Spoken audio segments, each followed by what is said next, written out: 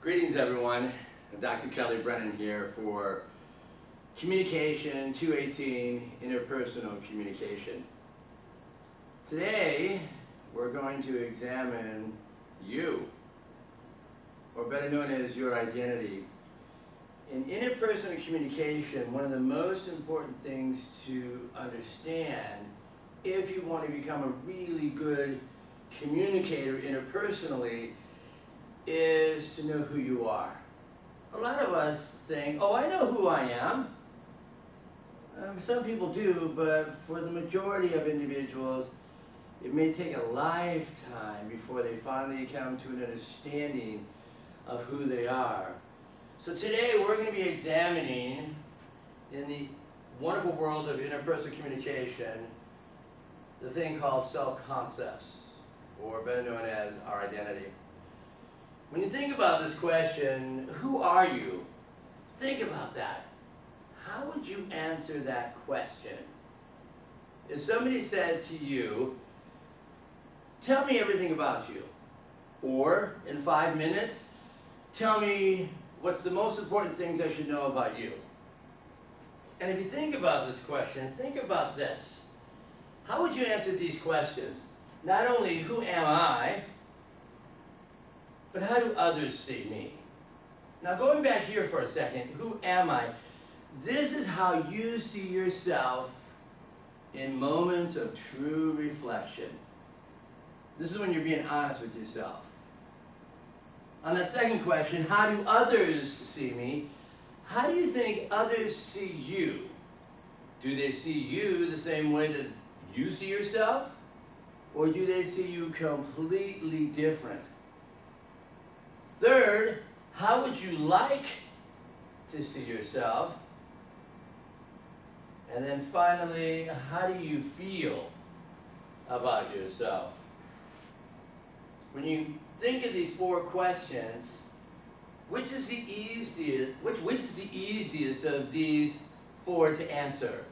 How you see yourself, how others see you, how you would like to see yourself, or how you feel about yourself. And of course, which of these 4 questions was the hardest to answer? For every person, it might be a little different. So think of individuals in your past that have had an influence on you while growing up. If while you were answering any of those questions, you heard your mother's voice in your head, or your father's, or anyone else, that meant that they had an influence on you in a positive way, or maybe even in a negative way. And those individuals that you are thinking of, we put into a category called significant other, because these others have had a significant influence on us, again, good or bad. Think about individuals who have an influence on you today. It may be your siblings or friends, or maybe you have a boyfriend or a girlfriend or a spouse or a partner. Maybe you're old enough to have children and they have an influence on you. And then of course, think about those individuals who might have an influence on you in the future. If you're not married, I guarantee you that partner will have an influence on you. And if you don't have children yet, those children will have an influence on you too. And anyone else that you're going to meet anytime down the road in your life is going to have an influence on you while growing up. So where does this identity come from? Think about you as being a living block of clay when you were born. You don't know anything about yourself, and neither did your parents. But you became who you are right now because of all the things that the sculptor's hands had molded and shaped you to be. Those sculptors were your parents, and then grandparents, siblings, and many others. They have molded and shaped you by the things that they've said to you and the things they've done with you. What's the difference if you think about these areas here? who you are comes from your self-concept, your self-esteem, and your self-image. Are those all three just the same thing? And the answer is no. The self-concept is that relatively stable set of perceptions. Now think about this. Relatively stable set of perceptions that holds the answer to who am I? And those perceptions we got by how others have treated us. George Herbert Mead once said, I see me by how I see you see me. I see me by how I see you see me. So that self-concept is that set of perceptions I hold of myself. The self-esteem is how I feel about myself based upon those self-perceptions. So if I've received really good comments growing up, I'm going to feel pretty good about myself. If, on the other hand, I have not received positive, but maybe more negative comments, I'm probably going to have a low self-esteem and not feel very good about myself. And when you think about that self-esteem, that goes to what we call our self-image. This is how we see our outer selves within. Michael Jackson had a popular song called Man in the Mirror. And the premise of the whole song was, what do you think about the person in the mirror? And if you need to make any real change comes by changing that man or that woman in the mirror. That self-image is how we see ourselves based upon how we think others see us. So a lot of times, the thought of where these self-concepts, self-esteem, and self-images come from, or in other words, our identity, there are some who believe it comes from a biological perspective. That, in other words, you were born as you are. And sometimes, and not so much correctly, but sometimes we view our identity based upon one's gender. But gender, from a biological perspective, basically means your sex. Were you male or were you female? And that was based upon your reproductive system. But we know today that gender is a social constructed reality.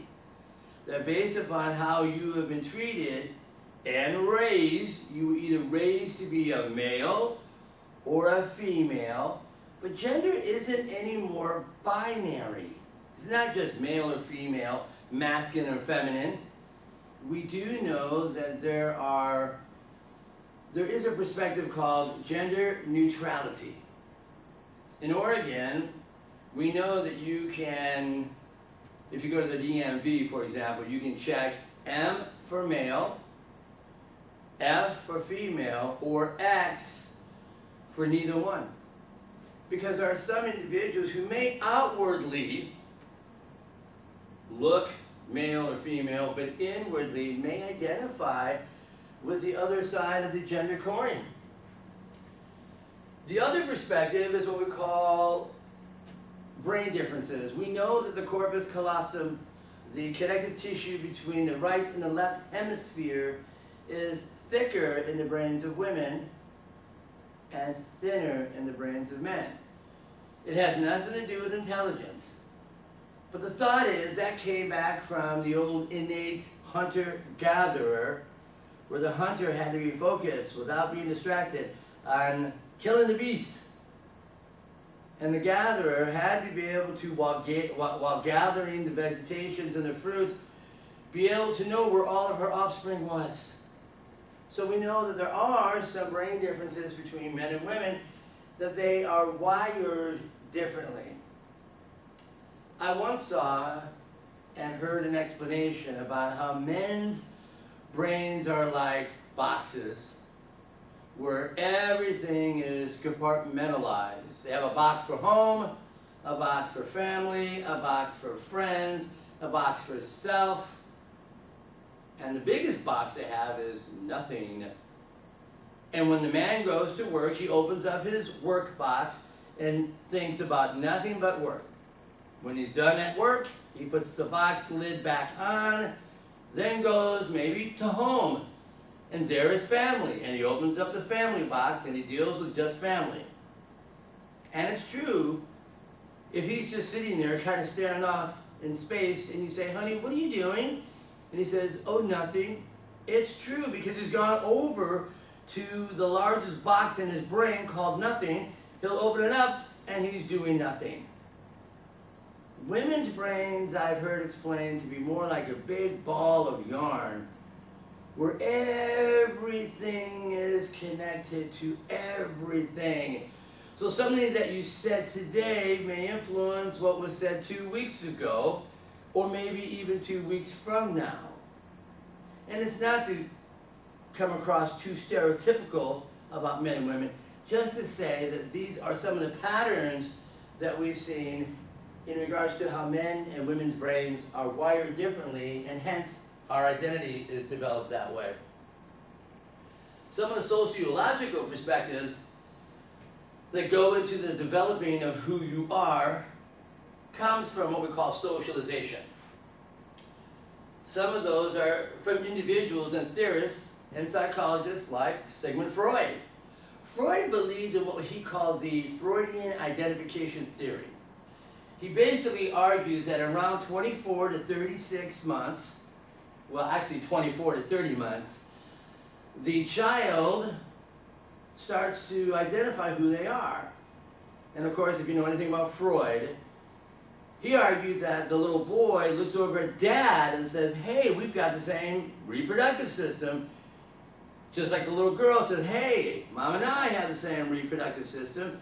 And then the little girl starts to follow the mom, the little boy starts to follow the dad, and then this mapping is going on. And of course, we perpetuate this. As fathers, we might buy our little boys plastic tools to help us fix the car. And for moms, we might buy our little girl a little kitchenette to help us cook. And we're socializing them into their identity as boys and girls, and eventually men and women. Another one is Albert Bandura's social learning theory, and he argues that we learn our identity based upon rewards and cause. I remember my mother, I have 4 sisters, and I remember sometimes when they would be wearing dresses and maybe not sitting in the way that was proper, my mom would say, sit like a lady. And if we did the things that were right, she'd say, oh, that was a good boy or a good girl. And anytime while we're growing up that we're being praised, that's a reward. Anytime that we're being scolded, that was a punishment. And the child knows the difference. Albert Bandura also came up with what he called the social interaction theory, where he argues that in each and every one of us, as we communicate with each other, we understand this thing called turn taking. It's called the trans-relevance place, or better known as the TRPs. How do you know it's your turn to talk? When you're on a walkie-talkie, for example. You'll hear someone on the other end say something to you, and then they say, over, and that over serves as a trans-relevance place, or a TRP, that says, I'm done talking, you can talk now if you want. In our everyday conversation, we don't stop and say, over, but because of the dropping down of the last sound of the last word, and somewhat of a pause, there is a signal in our brain that says, oh, if I want, I can talk here now. We do know that there is a difference between men and women, because women tend to identify and recognize these trans-relevance places. And if you ever see an all-female group communicating with each other, they tend to have a really good ebb and flow and very little overlapping of each other's language. In fact, if there is any overlapping, the woman who had overlapped another woman trying to speak might pause and apologize for having done so. Men, we don't recognize transrelevance places. We just know that if we want to talk, we just start talking louder and louder and louder than all the other guys, and eventually they stop talking, we keep on going. And that's why we know that stereotypically men speak for a one-upping or a sense of competition, and women tend to speak for a sense of connection or rapport. Kohlberg and Piaget talk about the cognitive developmental theory, and they argue that your identity develops in stages. And so as you go through the first stage, you start to identify that you're an infant. Then you start to identify you're a young child, and it's in that young child's age. It's around 3 years of age that they argue that the child can correctly identify themselves as being male or female. Talcott Pearson argues that our identity also comes by what we call the social roles theory. You know, it's interesting. If two men meet each other, or even a group of men meet each other for the very first time, usually within the first couple of questions, if not maybe the first question, a guy asks another guy, the question would be, so what do you do for a living? Because guys, we get our identity by what we do occupationally. It's not to say that women don't, it's just more predominant with men. And usually for women, stereotypically, if they're talking to another female, they rarely say, so what do you do for a living? What they're most apt to ask, are you married? Do you have any children? And that's the difference. Carol Gilligan gave us what we call the moral voice theory. She argues that in early social environments, we experience those differently as males and females. She argues that in the first 3 years of life, mother is the primary socializing agent. Dad's okay, but we want mom, regardless of whether you're male or female. Dr. Ferguson argues what is called the aspect theory. Basically, the theory states that difficulties may arise when a person is faced with the psychological incongruency of having to operate in conflicting values. Here's what I mean. If I'm a social worker, and I know that my job is to help people and to care for them and to protect them, but if I can't help a family in need, or if I can't protect a child who is being abused, that goes against my values. Or a doctor who knows that they have the ability to be able to help someone, but maybe they don't have insurance, so therefore they can't, and that pulls at their values. So, I want to talk about these two theories that heavily go into the molding and shaping of who we are. The first one's called reflected appraisals. The second one is social comparison theory. The reflected appraisal theory by Darrell Beam argues that we get appraisals all of our lives from our parents, grandparents, many others. And these appraisals, be them good or be them bad, we put in the big file of our brain, and later in life we reflect on these appraisals, and they can influence not only the developing of our self-concept, but certainly our self-esteem and our self-image. So to the degree that you receive more positive than negative, you will see yourself more positive than negative, and vice versa. So, Social scientists say that those who give us those appraisals, as I said earlier, come from a category called significant other. These are others who have had a significant impact on us. And so they might be parents, they might be grandparents, they might be siblings. Secondary might be teachers, coaches, ministers, or anyone like that. Tertiary might be friends. Then, of course, one's religion, culture, and I would add down here, media is a huge impact, especially social media. The social comparison theory is by Leon Fissinger. He says we evaluate ourselves in comparison with others. And I know you might be thinking, well, I'm grown up. I don't do this anymore. When I give out exams after an assignment has been completed, if I'm looking, I swear I'll see at least one student who will look at what they got on their exam. They might hold that to their chest and then say to the classmate next to them, so how did you do? That right there is social comparison. We do that, and we have done that our entire lives. We compare our bodies, our intelligence, what we have and what we don't have. So, we socially compare in two ways. First, we decide as we compare to see if we are superior or inferior to the person to whom we are comparing ourselves to, or the group. Second, we compare ourselves to decide whether or not we are the same as or different from. How many of us, especially in high school, wanted to be in all the in crowds, not the outcasts? Because if you're in the in crowd, well, you're the same as.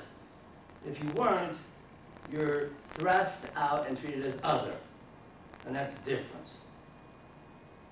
So what's interesting is in the social comparison, we want to know where do we fall on the great continuum.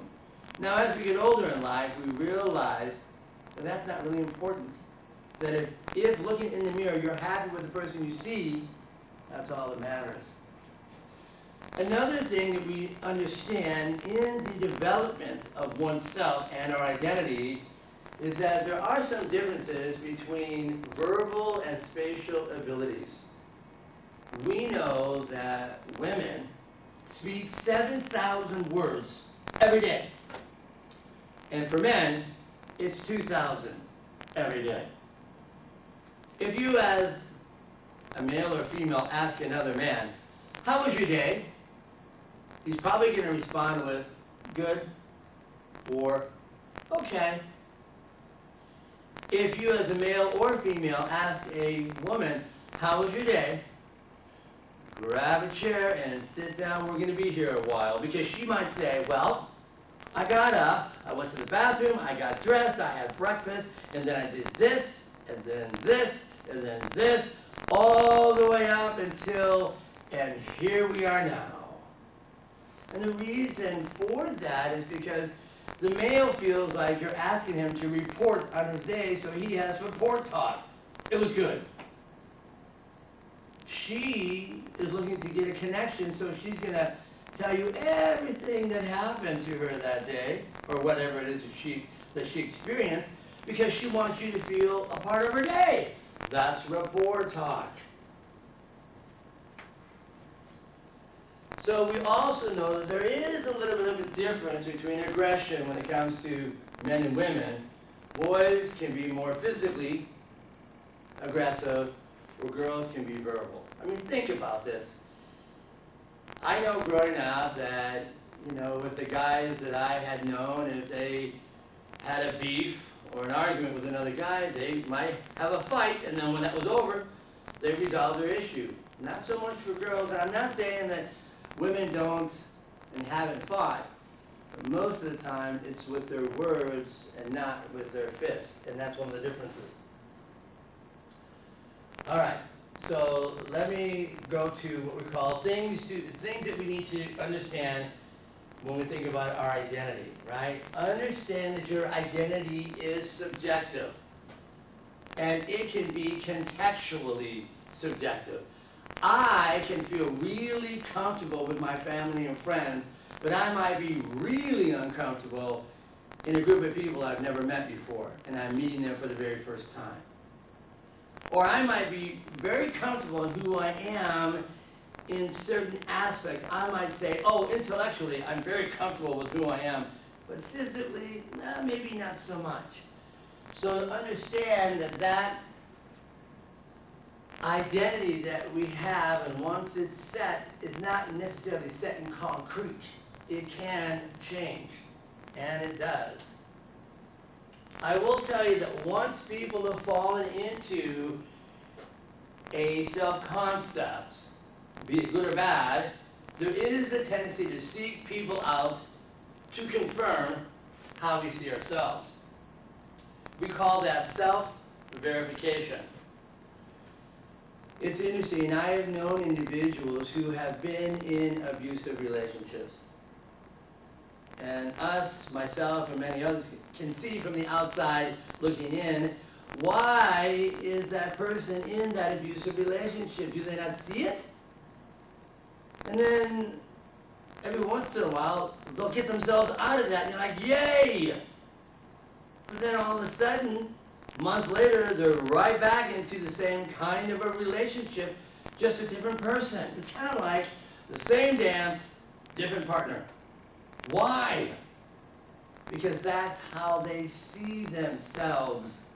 So they look for others to confirm how they see themselves, and it's called self-verification. It's very difficult for some people to really change their psychological perception of self.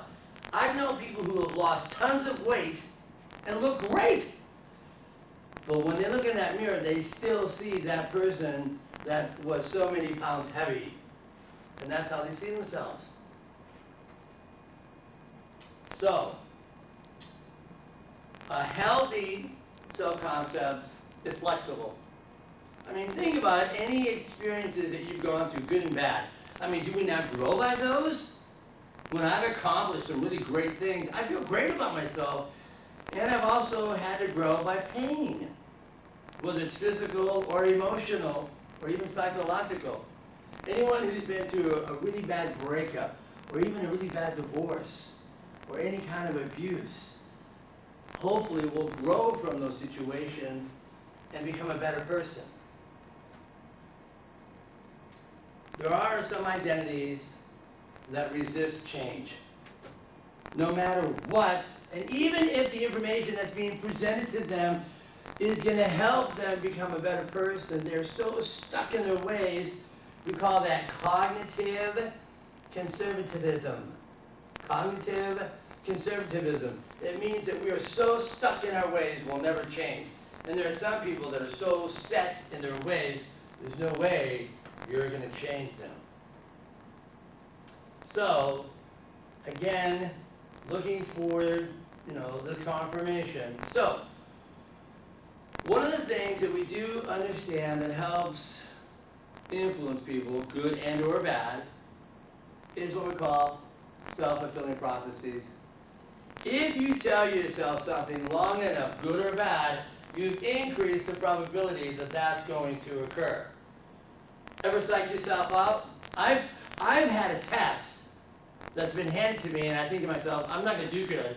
I'm not going to do good, and certainly I don't. Or if you've ever played any sports and you see the other team, you might think, oh my gosh, they're huge. They're going to beat us. You know what? You're right. A lot of the great athletes, and even Muhammad Ali, the great boxer, said, all of my boxing matches were won in my head before I even stepped into the ring. So, besides self-fulfilling prophecies, there's what we call not self-imposed, let me go here, other imposed, right here, sorry. Other imposed. So besides self-fulfilling prophecies, we can have other imposed fulfilling prophecies. Ever have a friend say to you, yeah, my boss is a jerk, wait till you meet him. And when you meet him, you're like, yeah, he's a jerk, because they've already influenced your perception. If I have somebody say, oh, this is an awesome movie, I'm going to go into that movie thinking it's an awesome movie, and it's probably going to be an awesome movie because they said it was going to be. So one of the things that I want to point out as we start to wrap this up. In 1968, two researchers by the name of Rosenthal and Jacobson did a study in Los Angeles County where they went to the superintendent of schools and they said, we want to test all of your students and see who the top 10% brightest students were. And, I'm sorry, the top 20%. And we want to, let you know who those are. Well, long story short, they gave all these students these exams. Then they took those exams and threw them in the garbage. And they just randomly picked a bunch of students, 20% of them, and they put them on a list and they said to the superintendent, here is the top 20% brightest students in your district. The superintendent went ahead and handed out all those names to the teachers, and then 8 months later, Rosenthal and Jacobson came back and they tested all the students, but this time they analyzed the data, and you know what happened? The 20% that they picked randomly, that they said were the brightest and the smartest, ended up becoming the 20% brightest and smartest. This theory is called the teacher expectancy theory, which is what we call other imposed. When these teachers saw these students' names on their list, they communicated with them and treated them in a way where they expected them to be the top, smartest, and brightest, and these students became what the expectation was. We do this all the time in our relationships with our family, our friends, our significant others. So can our self-concepts change if it's not what we want, where we want them to be? And as you can see on the slide, of course, the answer is yes. So here are 4 steps to doing this. Number 1, have real expectations. Someone who wants to lose weight can't say, I'm going to lose 50 pounds in an hour. It's not going to happen.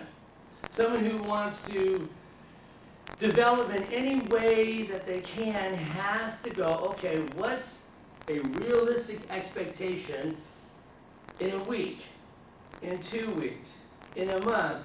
And as you have what we call healthy expectations, you'll be able to accomplish those expectations. Have a realistic perception of yourself. One source of a poor self-concept is what we call inaccurate self-perceptions. So, compliment yourself. I know it sounds cheesy, but you know how much we as individuals focus on how bad we are sometimes, or all the mistakes that we made. Compliment yourself. Seek help, through books. Now, one of the things that you do want to do, if you look at a lot of the psychology out there, it says that if you are surrounded by poisonous people, or if you are in what we call a poisonous climate or environment, get out of it. James Allen, the social psychologist, said that you cannot help but become what your environment is. If I'm hanging around people who are always negative, I can't help but become negative. So I have to go and change the environment or the climate so that I can be with people who are more optimistic. There's the old, you can't soar like an eagle if you're flying with turkeys.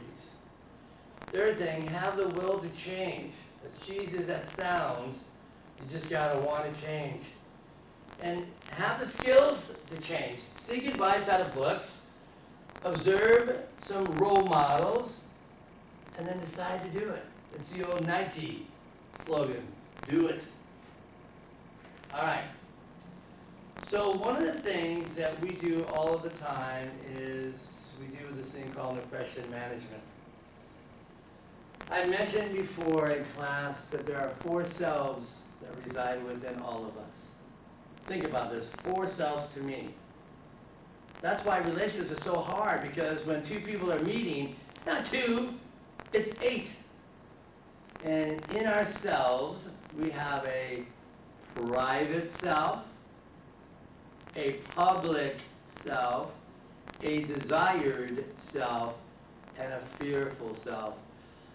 The private self, sometimes also called the perceived self, because it's those perceptions, is how we see ourselves when no one else is around.